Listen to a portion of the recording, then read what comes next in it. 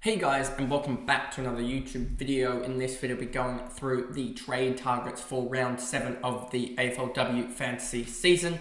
Yes, my season might be further in tatters after the Izzy Huntington news, which we'll get into again. I just cannot escape another injury or resting. But at least I can help you guys with your trades as some of you push for hat or even higher prices. Anyway, let's get into this video here. As you see here, I have it set up because we have this neat little toggle feature of the double game week players. And obviously, Obini Marinoff is the top one. And if you don't have her, you're going to be screwed trying to get her in. It has 1.815 million. Let's just go here. I just want to show you by price. You would have to sell you probably have to sell 3 primos. That would get you to about 3.9, just to be able to get her, another primo, and another primo. That's how far ahead she is on all the others. That you'd have to sell a couple of 1.3s or 1.4s, like Riddell, Garner, and Roberts just to get to her. Anyway, let's get to the doubles, averages, and then we'll start in the defender line. So Maddie Newman is the one that I think everyone should be targeting if they need a defender. She's absolutely mammoth at the moment with how she's going, and yeah, that was she probably could put anywhere up to sort of that 160, 170 points in the double week. She's gone 158, 85, 86, 66, 101, 53. She's been absolutely huge and averages 78 on the year, 83 last 3. And so yeah, there was maybe a consideration with like heads or something like that to go there, but I don't think I will in the end, as I think this is a pretty strong top 5 defenders, especially if we just go here. You got Gouldrick, Daisy Darcy. I mean, I could go Webster up to heads. From heads, up to Webster outside of the bye, or up to Sheeran or something like that, and then you get closer. But I'm pretty happy with all of that, to be honest with you. If it had an L3, you'd see it's a lot closer, especially because heads is L3 is 75 now. So talking about that's and turn the double back on. So Maddie Newman, huge there. Then you have Gouldrick and Watson, two that are very highly owned, I would think. These two have been putting out really good scores pretty much week in, week out. Let me make this just a little bit bigger for you guys. There we go. And you can see here, Gouldrick's averaging 81 in the last 3. Serene Watson, 67, which is still all right. It's not the greatest, but it's all right. And yeah, she does have a couple of low scores in there, but when she does go big, she does go big. And she's got GWS and Melbourne, so that will be interesting to see how she goes, as she doesn't really depend on how... on the team, I guess. But I mean, it really only depends on her scoring. Only really flip-flops about 15 points maybe, or 10 points, depending on if the team they play are good or not, because she'll get maybe a couple more behind kickouts. So there's that. But other than that, it's mostly based on, can she get the marks in open play? As you see here, 8 marks here, 8 marks here, but the 0, 3, 2, 2, you see when she really doesn't get the marks, it's harder for her to score. Moving down, no to Kelly, and you can see the very big drop off already here. You can just see it plain in sight. Chaplin and Kelly I wouldn't be going for. Evans is a forward, I wouldn't be going there. Bedell only really gets kick out scores, so I wouldn't be going there. And then there's no one really that I like in touching there. Then we go to the midfield line, and it's obviously you have to have Marinoff here. You can see she's 68% owned. I don't know, for those that would have not started her, I know Mitch didn't start her, and he's probably ruining that choice. He was probably a year early. I know I put a tweet out. If I just go to, is it on here somewhere? Profile, it'll be on here somewhere. You'll see, there's that. Where is it? Here we go. Yeah, you can see this. Yeah, she's going to be priced at like 1.9 if she carries on her form. And I think that is a genuine antipod situation next year when we get to that. But yeah, she's right now just a freak at what she's doing. And pretty much anyone that doesn't have her has cost their season pretty much in that one decision, because she's been plus 20 this whole year on what she was priced at, which is ridiculous given that she was already priced at the highest in the game. So yeah, she's just been a freak. And then going down, so if you don't have her, pretty much just don't look at your AFLW fantasy this week if you can't get her and don't have her, because it's not going to look pretty. Hatchard is one that I thought previously was one that you should target because of the starting couple rounds, but she really hasn't gone on and done anything relevant in the last couple of weeks. So I'm just keen to see, is she playing more of a forward role that's stopping that or something?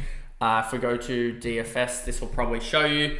If we go to the women's and then we go to CBAs, I just want to see, because something seems off. Hatchard, the problem is she scored at 19. Let's check here. This is probably going to give us a better indication if our heat maps are changing or whatnot. Heat maps aren't really changing per se. So it just... her tog isn't off. So what is it? Her goals are... her tackles off slightly. Seems like her non-disposal work is off slightly, which is a little bit concerning, because she's still getting... She had 22 touches and a 22 touch here for a 36-point difference. 29 touches there in this game, 23, 27. She had a 27 for a 98, and then she had a 24. So she's had more touches in these games. So it has to be related to the sort of non-disposal work here. And you can just sort of see it as well. 18, 11, 10, 8, 7, 5. You can sort of see it drop away there very, very clearly. So I think it is just a matter of her just not doing as much around the non-disposal work, which is quite surprising a little bit. So maybe she's one to actually fade in this break, or this double game week, sorry. McNamara has been one that I didn't like the role in round 5. She didn't play in round 6. Is she injured again? Is there an injury potentially there that I've missed? So I don't know about her and what the case is with that. Let me actually try and find out for you guys. AFLW injuries, as it's been hard to keep up with all the injuries, given that you don't know the team lists, and also you don't know this, that, and everything. So let me, because the way the double game weeks work, and it's starting on a Tuesday. So let me just try and find it. Where are they? Melbourne. Get me to Melbourne, please. You've got McNamara was a nose 1 week injury, so oopsie, didn't mean to do that. So she should be back this week, I would suspect. But I wouldn't touch her off an injury given the double, so yeah, it's just chaos. Beeson, don't really like this one, to be honest with you, not scoring enough. Parker, I don't think is scoring enough either. Tiana Smith scored a 127 against Adelaide, which was out of the blue. I don't think she'll do that again, to be honest with you. Lambert, I don't think is scoring enough either. Then you go to like a Goldsworthy. Is she going to be able to do stuff, especially with Barr out injured? I mean, Barr's been out injured for a while. Goldsworthy, is she going to be able to do anything in the double against St Kilda and Adelaide? We'll have to wait and see. But yeah, she has obviously got high tog. But yeah, it doesn't seem like she's getting enough non-disposal points to be able to impact the game. But she might just be a Hail Mary throw, I guess. And that's pretty much it for the midfielders, to be honest with you. It's just really Ebony Marinoff, and then probably still bank on Hatchard to score well, but none of the midfielders are actually in form for round 7. Going into the ruck line, and you got Pearce, who's injured. O'Dowd is the second best ruck, and a lot of people are just carrying her through. And that's pretty much the plan there. I don't think there's any other rucks here that I really like the look of. Fideless settled down a little bit after her amazing run. She's gone 26-24. So back to reality there. There's no rucks that I really like there. And then in the forward line, it's basically Hall, Randall, and then I think there's a massive drop away. I don't like Gould as a key, to be honest with you, even though she is getting, she had 5 tackles here. I just don't think there's a reliability there on her scoring. Fitzsimmons, 75 there. What was her role? Let me see. CBAs for Melbourne. Is Fitzsimmons in the CBAs, or am I missing something? Fitzsimmons, not really in the CBAs. 31% is still a decent amount, but it's not outlandish. Let me just check. Any no hit out, so not a hit out, so not a ruckman. So yeah, that was actually in the CBAs a little bit. I don't think she's the worst option, but I think if you have the likes of Hall, Randall, you're going to have Tripodi. Most people will probably have Gabby O'Sullivan, I would suspect. 6.5%. So what are the high-owned forwards? Pauga is back. 28% owned by people. And you can see, actually, let's get rid of that feature. So you've got Pauga, O'Loughlin, Friswell. I'd be holding O'Loughlin and Friswell over a lot of the options here, as I just don't think they'll score too well.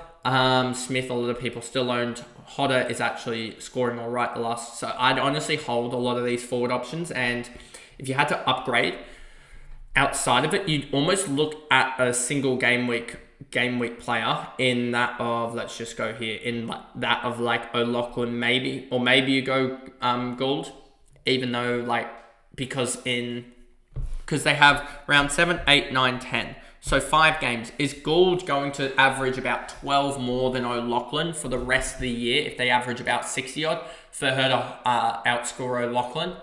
I don't know about that, especially O'Loughlin against Sydney. She's probably going to towel this one's up. So I'd almost consider going O'Loughlin in a single over Gould in the double, just because I think O'Loughlin's run starts to open up.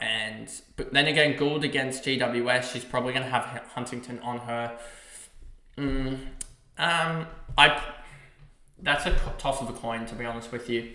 But I think O'Loughlin's better in the long run, just because I think she has a floor of about 55 or so, whereas Gould, it's 49. And if she doesn't kick goals, then it's kind of hard to see her scoring that well. But I think that's pretty much it. I'm surprised at how little there is in this double game week, to be honest with you. Like, you have like 3 girls over 90, and one of them's the big 148 Marinoff. And then you have a lot of girls just in the sort of 80 region or so. So I'm really surprised. Maybe it is just focus on getting hope that you've already, for those who have a maxed out midfield, already just hold that midfield line and then just go and grab a Maddie Newman, who's going to be probably a big difference maker. Maddie Newman, grab Randall and Hoare and get them in your lineup, and have probably about 5 or so girls on the double. I think I have 1, 2, 3, going to be 4 here, 5, 6, 7. I probably have 7 girls on the double, because Huntington's not going to be on the double, but I feel like she'll still score more against Adelaide than Dersma will against Fremantle. So I'm probably going to leave that one there, and if she's out, then I just get Dersma score. But anyway, that is the video there. If you did enjoy it, remember to like and subscribe, turn the notification bell on so you know when I upload, and I will see you guys in the next video. Bye, guys.